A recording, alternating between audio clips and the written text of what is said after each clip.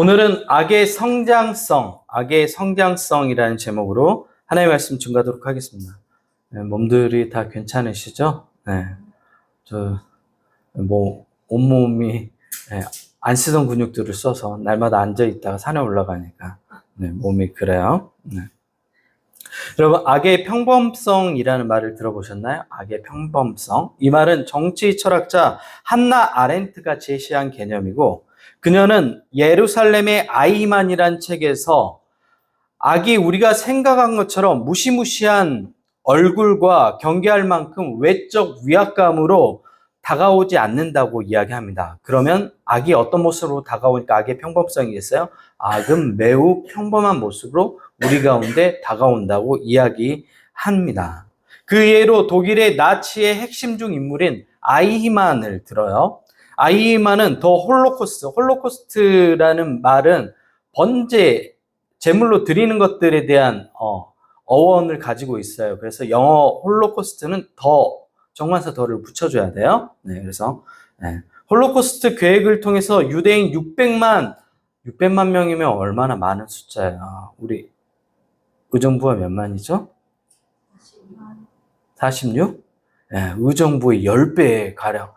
이 사람들을 다 죽였다고 생각해봐요. 집단학살을 했다고 생각해봐요. 네. 어마어마한 숫자를 죽였죠. 그 일에 가담한 사람이 바로 아이만이에요. 굉장히 중요한 역할을 했던 사람이에요. 사람들은 일반적으로 이렇게 끔찍한 일을 저지른 사람의 외모가 마동석처럼 우락부락하고 약간 조폭 느낌의 모습을 가지고 있을 거라고 생각하지만 아이만은 너무도 평범한 옆집 아저씨인 거예요. 우리 김용민 집사님처럼 생겼어. 옆집 아저씨. 너무 평범하게. 그냥 흔히 볼 수 있는, 순해 보이는. 그래서 사람들이 충격을 받은 거예요. 히틀러 밑에서 그런 끔찍한 일을 저지른 사람은 굉장히 폭력적이고 우락부락하게 생겼을 거라고 생각하는데 너무 평범한 거예요.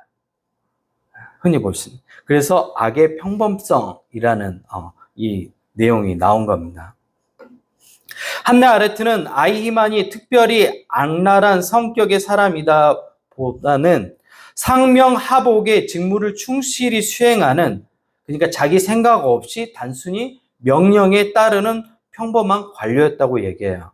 여러분 늘 생각해야 돼요. 그래서 기독교인이 가장 중요한 단어, 만약에 저에게 하나 꼽으라고 한다면 저는 분별이라고 얘기해요. 분별. 이단도 분별해야 되고 좋지 않은 것도 분별해야 되고 하나님의 뜻도 분별해야 돼요. 근데 좋은 의미로 한국 사람들은 믿음이 되게 좋아요. 그래서 나쁜 짓을 교회의 리더들이 시켜도 따라요. 순진해서, 착해서. 그리고 그러한 것들이 좋은 것이라고 너무 많이 세뇌됐어요. 그러다 보니까 교회 공동체가 나쁜 방향으로 가도 이야기할 수가 없는 상황이 돼버렸죠.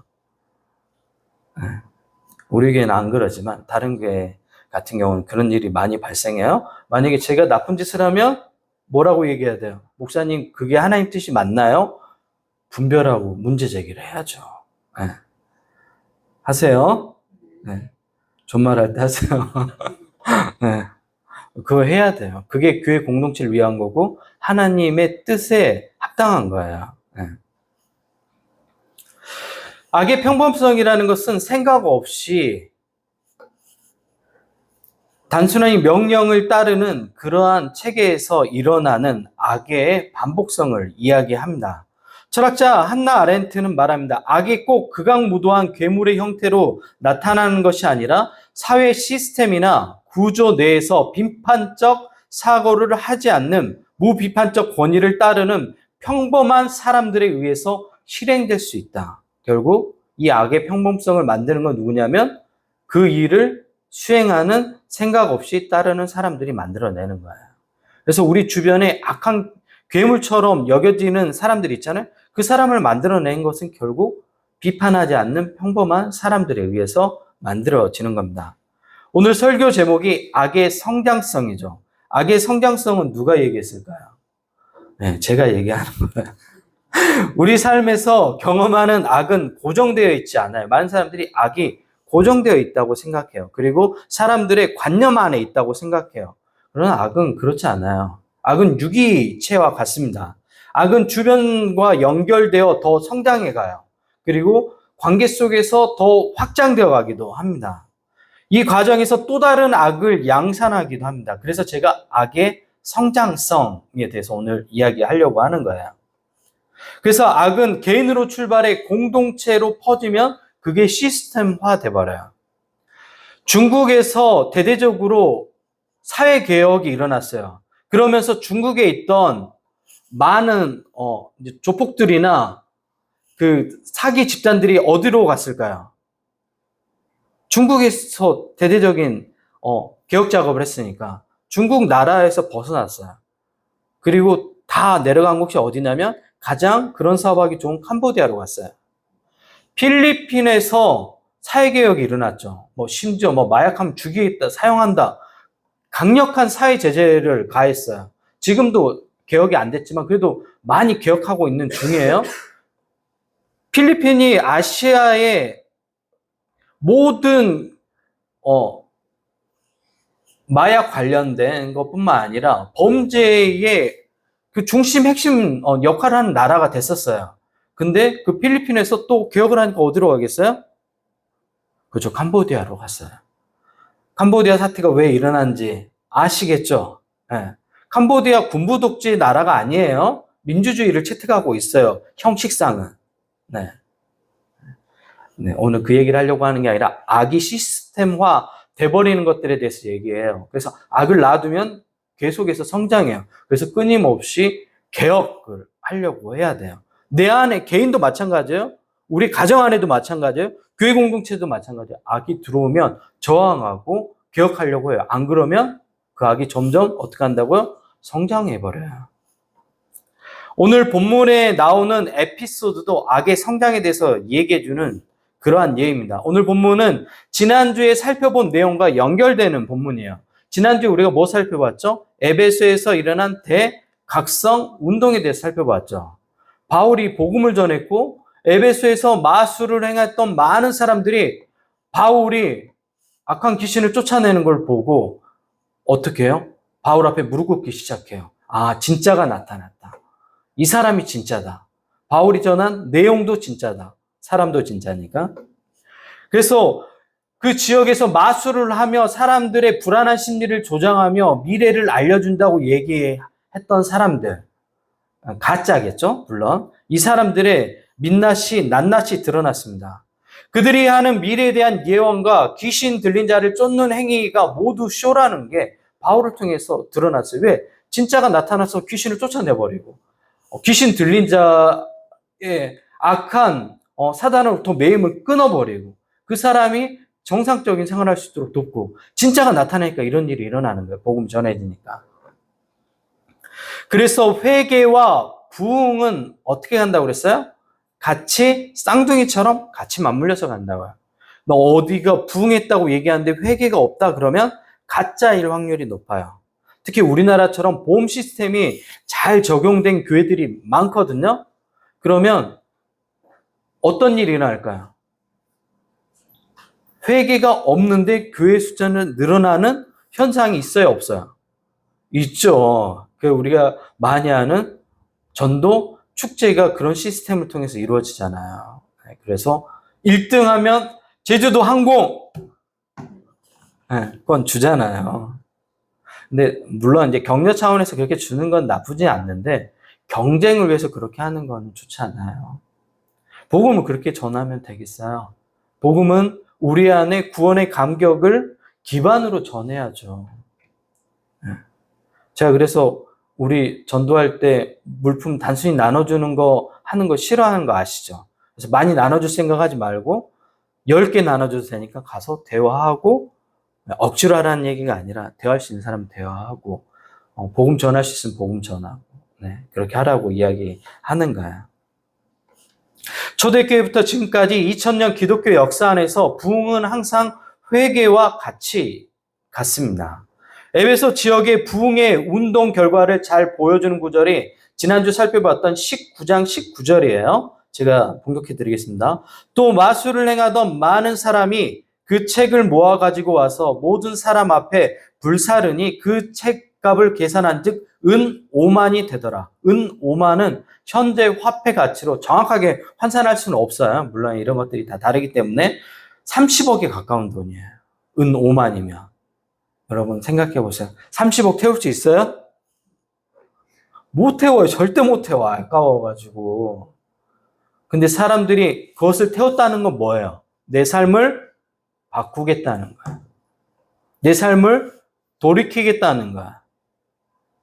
그래서 회개가 뭐라고 얘기했어요? 후회하고는 다르다고 얘기했죠. 삶에 돌이킴이 있는 거예요. 변화가 있는 거예요. 에베소 지역에 마술 세계가 붕괴되어 버렸어요. 마술을 통해서 사람들을 속이는 게 그 에베소 전체 문화였는데 그 세계가 붕괴되어 버렸어요. 왜? 30억에 가까운 그 책들을 태울 정도면 사람들이 이제 가짜가 뭔지 확인하게 된 거예요. 미래에 대한 불확실성에서 오는 불안감을 점성술이나 이런 걸 통해서 타로 우리 젊은 청년들 많이 보거든요. 가서 누구 만날 거야 이런 거 하거든요. 그럼 또 그런 얘기 들으면 마음이 또 위안이 되잖아요. 예원이 고등학교 3학년 때 운명의 남자를 만날 거야. 이러면 어때요? 기대가 되죠. 그리고 회룡역 앞에서 만날 수 있어. 네, 이렇게 얘기하면 어때요? 혹하잖아요. 아니야? 되게 위로가 된단 말이야. 네, 이런 것들의 위로함을 받고 싶은 거야. 근데 이런 것들을 왜 위로함을 받고 싶어요? 하나님이 최예원의 삶을 붙들고 있는데 그것보다 안전한 게 어디 있어요? 하나님이 예원이의 삶 가운데 필요할 때마다 필요한 사람들을 보내주셔서 바른 길로 갈 수 있게 도와주고 필요한 것들을 공급해주고 하나님 사람으로 자랄 수 있도록 돕는 이것보다 안전한 게 어디 있어요? 근데 무슨 뭐 타로를 왜 봐 가서 어떤 남자를 언제 만나는지 나의 운은 어떤지 이런 거 보지 마. 알지? 또래 애들이 많이 보니까 하는 얘기예요. 우리 예원이가 그런다는 얘기 아니고. 네.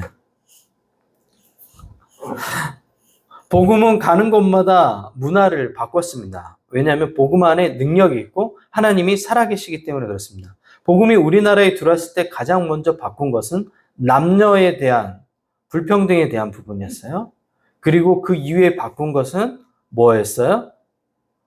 신분, 차별에 대한 문제를 해결했어요. 복음의 능력은 그런 것입니다. 30억 가까운 우상 문화에 관한 서적이 불태워졌습니다. 이 사건을 보고 경외감을 가지는 사람이 있는 반면 이 사건을 보고 어떤 사람이 있을까요? 위기감을 느낀 사람이 있어요.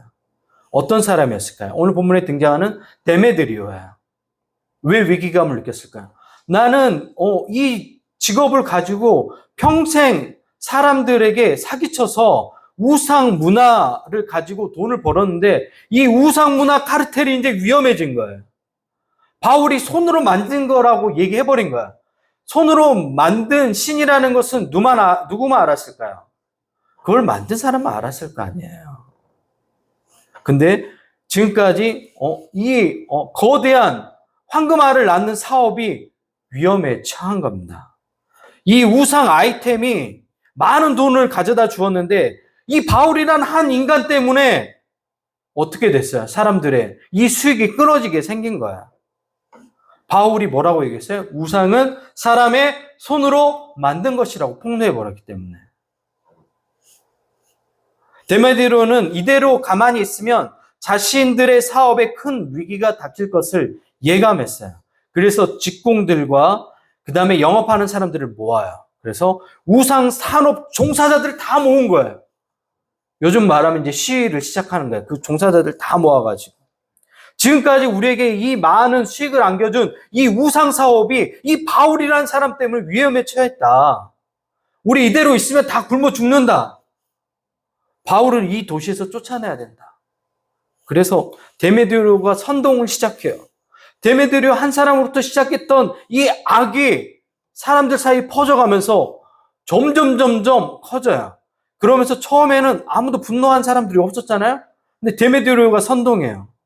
그랬더니 사람들 마음 가운데 어떻게 막 소리지기 시작하고 2시간 동안 계속해서 바울과 그 추종했던 사람들, 복음을 전한 사람들을 어떻게 해야 된다고? 이 도시에서 쫓아내야 된다고 막 소리 지르고 난리가 난 거예요, 도시에. 그리고 이 우상 산업 노동조합원들이 어디에 모인 거야? 2만 5천 명이 들어갈 수 있는 대중 연극장에 모인 거야. 대부분 중요한 사안들을 거기서 얘기했으니까. 거기서 2시간 동안 소리 지르고 하니까 그 도시가 어떠겠어요? 난리가 난 거죠. 계속 사람들은 모여들고 도대체 무슨 일이냐 얘기하고.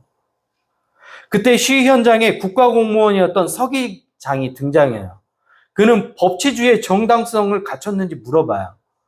그리고 바울과 그를 따르는 복음 원정대가 혹시 무슨 잘못된 절차적 문제가 있는 행위를 한 게 있어? 법적인 위반이 있어? 뭘 훔쳤어? 아데미 신전에서 뭘 가져갔냐고. 아니야? 그러면 거기에 직접적인 비난을 했어? 아니야? 그러면 왜 지금 이런 일들을 벌이고 있는 거야? 법적인 문제를 제대로 제기하려면 민회가 있을 때 그때 법적인 절차적 정당성을 확보하고 해야지. 이 너무 지혜로운 공무원이죠. 고위 공무원이 와가지고 이 문제를 해결해요. 그리고 됐지? 다음에 모여가지고 이 문제를 정식적으로 민회 법적인 절차 밟아서 진행해. 그리고 해산시켜버려. 이게 오늘 본문의 내용입니다. 여러분, 사회 공익적인 차원에서 우상 이 문화를 타파해야 되는 게 맞아요? 그냥 두는 게 맞아요? 사회 공익적인 차원에서. 타파해야 되는 게 맞잖아요. 근데 사람들은 타파하지 못하죠. 왜요? 경제적 이익이 있기 때문에 그래요. 인간이 이처럼 어리석어요. 그게 분명 좋지 않는 사회적인 영향을 끼치고 있다면 그거를 제거해 주는 게 사람들에게 훨씬 더 나은 삶을 제공할 수 있잖아요. 네. 근데 사람들은 그렇지 않아요. 데메드리오는 자신이 말하는 음장색이 가짜라는 사실을 누구보다 잘 알고 있었어요. 음장색이 뭐냐면 아데미 여신 신상이 있을 거 아니에요. 그럼 그 신상을 그대로 둘 수 있나요? 안 두잖아요. 어디다 담아요? 케이스 같은 데 담잖아요. 그러니까 작은 미니한 그런 성전을 만들어주는 거야. 그리고 그 안에 넣는 거야. 이 케이스를 만드는 게 은장색들이 하는 역할인 거야.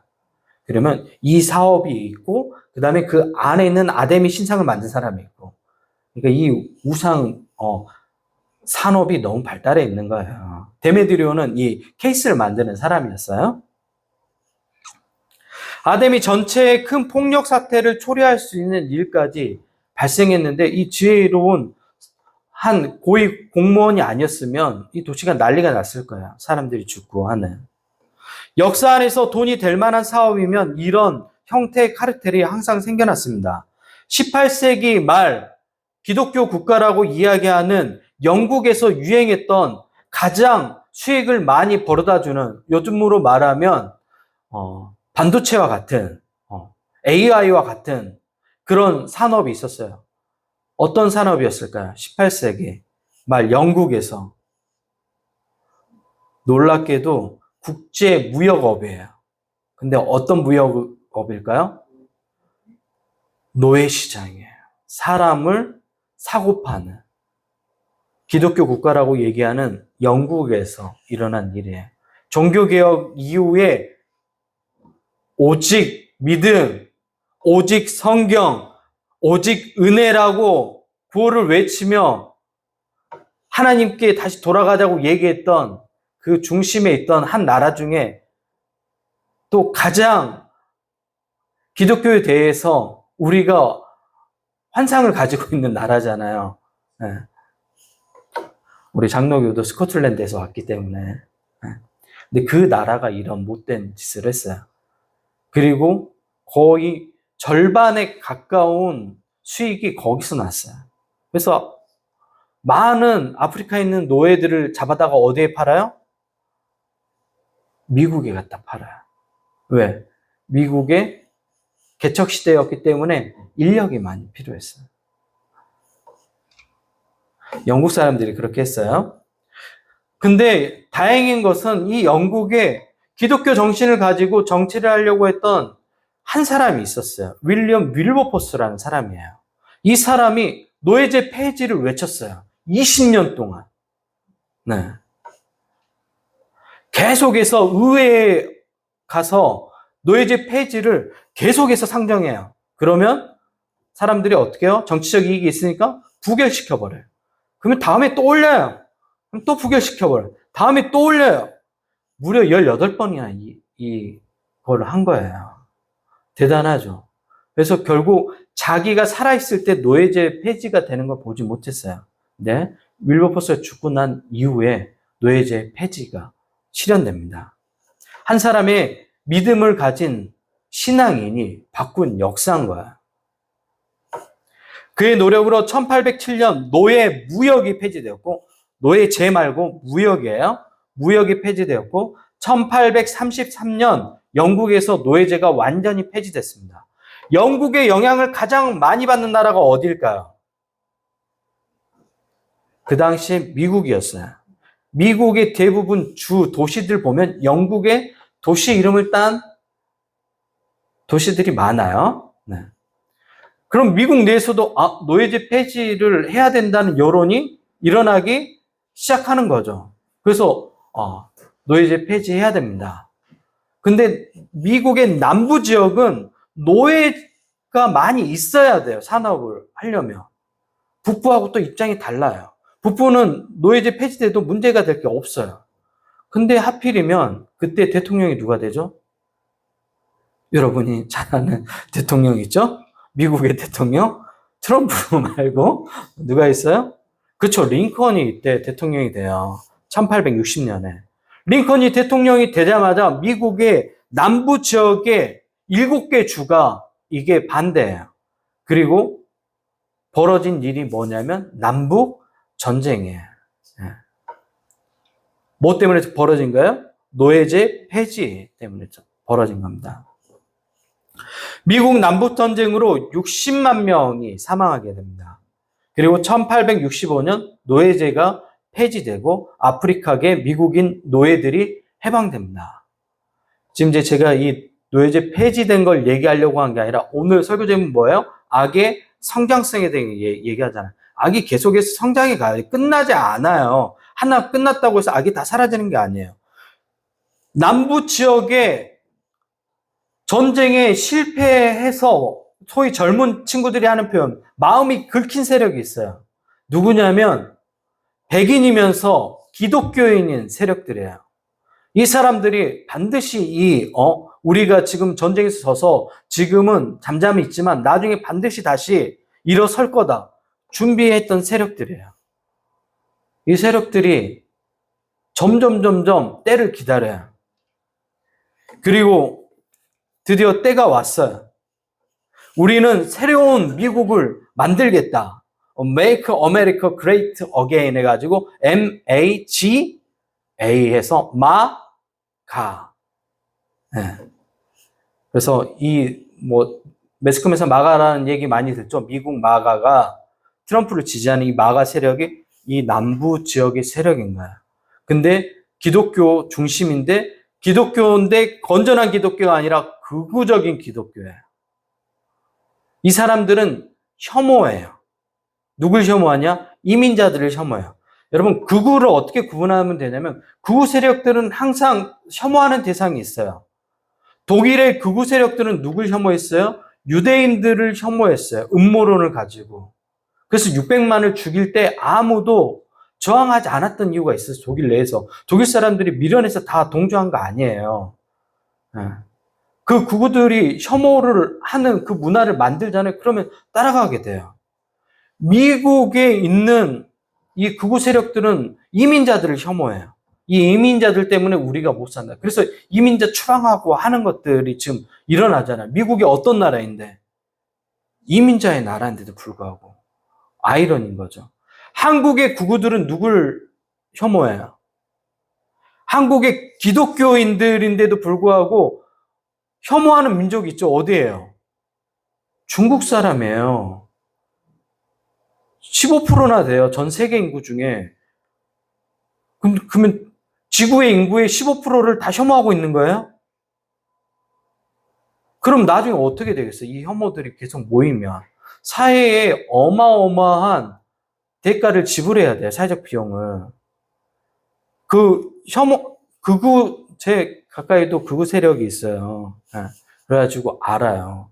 중국 사람은 짐승이라고 얘기해요. 사람이 아니래요. 짐승이면 어떻게 해야 되죠? 죽여도 되는 거야. 미국의 극우 세력이었던 사람들이 흑인은 짐승이야. 죽여도 돼. 기독교인들이에요. 이 사람들이 모두 다. 예. 그래서 목회자들 같은 거 주일날 설교 끝나고 나면 자기 흑인 노예를 막 채찍으로 때리고 했던 거예요. 왜? 사람이 아니라고 생각하니까. 이런 게 말이 돼요? 성서에 하나님의 형상을 지닌 존재라고 얘기했는데 그 하나님의 형상을 지닌 존재를 어떻게 혐오해요? 기독교라는 이름을 가지고. 근데 극우 기독교가 이런 행태들을 해요. 그래서 일본 극우는 누굴 혐오해요? 조센진이라고 그래서 우리 한국 사람들을 혐오해요. 극우 세력들에 다 혐오하는 대상이 있죠? 극우가 성장하는 배경인 거예요. 근데 지금 미국 극우, 한국 극우, 일본 극우가 같이 손을 잡았어요. 네. 굉장히 큰 사회적 문제가 일어날 거예요. 그리고 한국도 교회들이 극우화된 교회들이 너무 많아요. 그래서 교회 안에서 애들한테 특정 정치인을 빨갱이 죽여야 돼 이런 것들을 외치고 가르쳐요. 여러분 이게 말이 돼요? 교회에서. 성서적 메시지는 원수까지도 사랑하라고 얘기하는 메시지를 선포해야 되는데 아이들한테 혐오를 가르치면 이 사회의 긴장감이 높아지면서 나중에 그런 생각들을 가진 아이들이 어떤 특정한 사건을 만나면 그게 폭력으로 나타나요. 그게 서부지법 폭력 사태에 가장 앞장섰던 애가 19살이잖아요. 교회 다니는 청년이었어요. 그렇게 드러난다니까. 되게 위험한 거예요. 악이 성장해 가는 거예요. 그럼 제가 얘기했죠. 가장 중요한 게 뭐라고요? 분별이 중요해요. 잘 가르쳐야 돼요. 특히 지금 집안에 남자아이들이 있으면 잘 보셔야 돼요. 남자아이들. 게임하는 커뮤니티 그런 데에서 같이 정보 주고받고 해서 극우 사상을 배워요. 그래서 20대 아이들 가운데 남자아이들이에요. 극우적인 성향을 보이는 아이들이 굉장히 많아요. 네. 우리 나라 나중에 이 문제 해결하는데 사회적 자본이 막대하게 들어갈 거야. 쉽지 않을 거야. 네. 중요한 건 교회 공동체가 여기에 같이 힘을 실어주고 있다는 거야. 그래서 많은 교회들이 여기에 지금 동참하고 있어요. 특히 대형 교회들은 극우화된 교회들이 너무 많아요. 네. 그래서 지금은 진짜 깨어 있어야 되고 분별해야 돼요. 네. 그래서 잘 분별하고 뉴에본 교회가 이 시대에 좀 한국교회에 새로운 길을 제시하는 그런 교회 공동체가 되었으면 좋겠습니다. 크기하고 상관없어요. 하나님 쓰실 때 크기 가지고 쓰인 적이 단 한 번도 없어요. 네. 다윗 어때요? 8번째 아들이었잖아요. 아무도 다윗에게 기대하지 않았잖아요. 솔로몬은 어때요? 네? 정실 부인도 아니고 13번째예요. 서열로 따지면. 근데 하나님께서 세우시잖아요. 그러니까 하나님의 뜻 가운데 그 뜻을 품고 가는 사람들을 하나님이 쓰세요.